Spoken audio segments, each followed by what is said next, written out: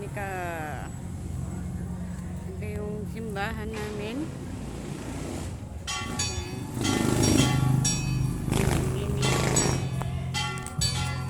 Ito yung bahay namin. Tagilid lang. Ito yung mga bahay-bahay na yan.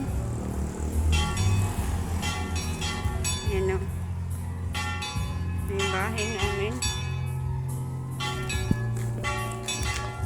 Saan natin?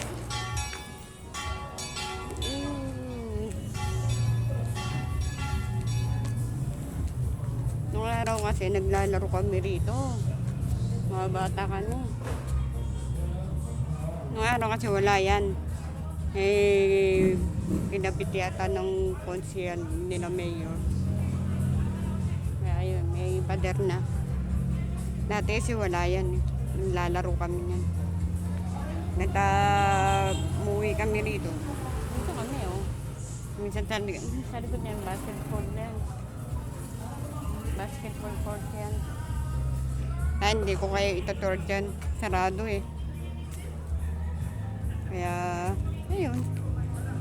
Gumanda na ngayon yung party ng ano. Yung simbahan. Ayun, simbahan. Katabi lang yun. Ito amin. Yan lang yung bahay namin. Yun.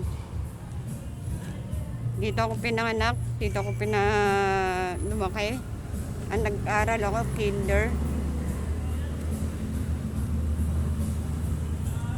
Kaya, ayun. Dito ginagawa namin tambayan.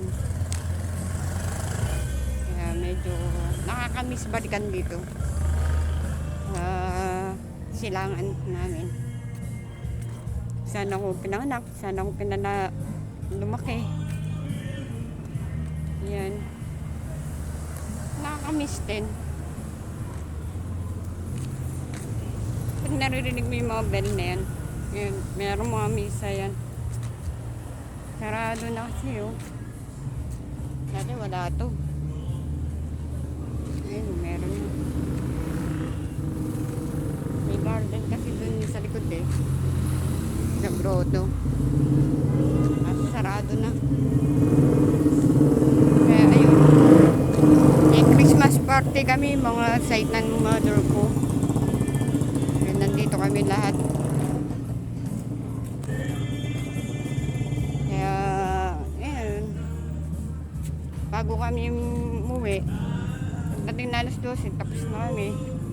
Sa bahay na kami. Sa Manila na kami. Weekend din kami. Kaya, nakakamiss yung lugar nito.